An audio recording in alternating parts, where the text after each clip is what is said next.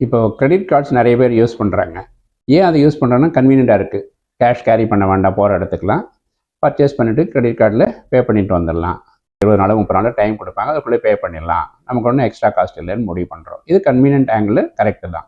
ஆனால் அது other side போய் பார்த்தீங்கன்னா, ஒரு வேளை டிஃபால்ட் ஆகிட்டோன்னு வச்சுக்கோங்க, அன்றைக்கி பே பண்ண முடியல, மறந்துட்டோம், இல்லை அந்த இடத்துக்கு பணம் இல்லைன்னா 2 ஆப்ஷன் கொடுக்குறாங்க கம்பெனியில். ஒன்று, நீங்கள் ஒரு குறிப்பிட்ட காலத்தில் 2 or 3 monthsக்குள்ளே இன்ட்ரெஸ்ட்டோடு கட்டிடுங்க, இல்லைன்னா கன்வீனியண்ட்டாக இஎம்ஐக்கு மாற்றிக்கோங்க, இன்ட்ரெஸ்ட் போட்டு தரேன்னு சொல்கிறாங்க.